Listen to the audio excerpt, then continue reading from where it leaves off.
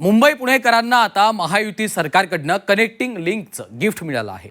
Mumbai Pune एक्सप्रेसवेवरील connecting link प्रकल्पाचं मुख्यमंत्र्यांच्या हस्ते लोकार्पण झालं।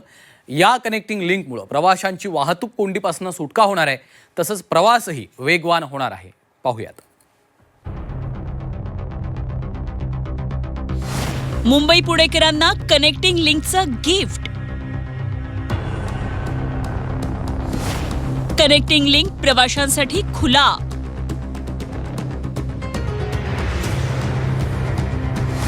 कनेक्टिंग लिंकमुळे प्रवास सुसाट होणार।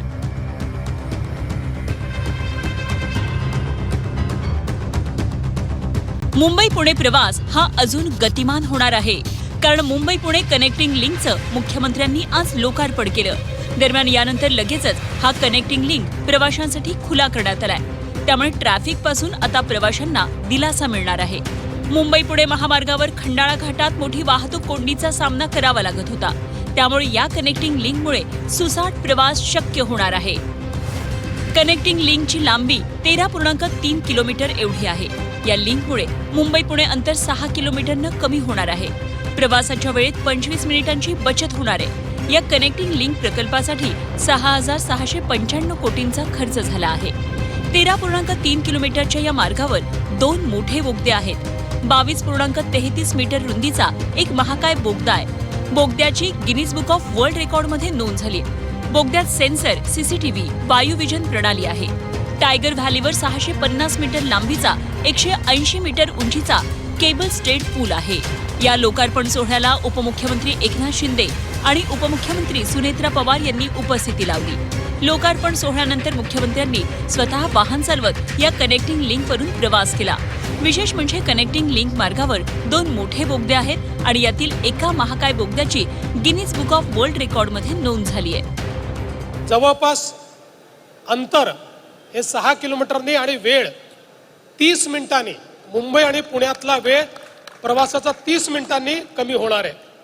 खोपोली एक्झिट पासून सिंहगड इन्स्टिट्यूट पर्यंत अशा प्रकारचा हा बोगदा या ठिकाणी तयार करण्यात आलाय आणि जसा हा वर्ल्ड रेकॉर्ड केलाय तसंच आपण भारतातला सर्वात उंच केबल स्टेड महामार्ग पूल हाही रेकॉर्ड या ठिकाणी केलेला आहे। सगळ्यात उंच केबल स्टेड ब्रिज, आपण ज्या ब्रिजवरनं आलो त्याची उंची 182 मीटर आहे। मुख्यमंत्री देवेंद्र फडणवीसांनी मिसिंग लिंकचं नाव बदलून कनेक्टिंग लिंक असं केलंय। तसंच या प्रकल्पाची सुरुवात 2010 मध्ये झाली होती आणि 2014च्या काँग्रेस सरकारनं हा प्रकल्प कसा होणार नाही याची 13 कारणं सांगितली होती, असं म्हणत फडणवीसांनी तत्कालीन सरकारवरही टीका केली। आजपासनं याला मिसिंग लिंक म्हणण्यापेक्षा कनेक्टिंग लिंक म्हटलं पाहिजे। ज्यावेळी आपण ही तयार केली तेव्हाच ही लिंक नव्हती, म्हणून आपण मिसिंग लिंक म्हणत होतो। पण आता गायकवाडजी जरा समोरचं नाव बदला आणि त्याला कनेक्टिंग लिंक असं तुम्ही त्या ठिकाणी लिहा। पण लवकरच आम्ही सगळे मिळून त्याला नाव काय द्यायचं आहे ते देखील आम्ही ठरवणार आहोत।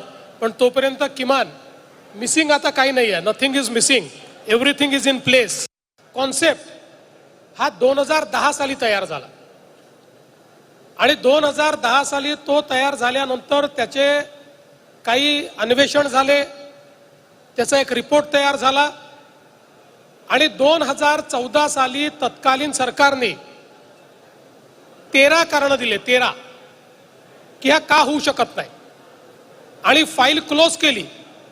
या 13 कारणामध्ये एक कारण हे देखील होतं की लोणावळा तलावाच्या खालून हा चाललाय आणि म्हणून हा मिसिंग लिंक प्रोजेक्ट करता येत नाही आणि 13 कारणं देऊन मुख्यमंत्र्यांनी सही करून हा प्रोजेक्ट पूर्णपणे बंद केला।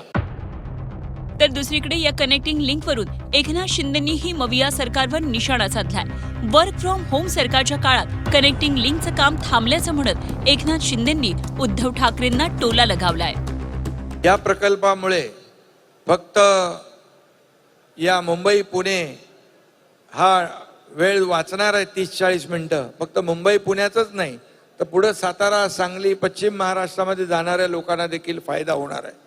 घाटामध्ये दरडी कोसळत होत्या, त्यावेळेस घाट जाम होत होते, आता तोही आपला प्रश्न मिटणार आहे.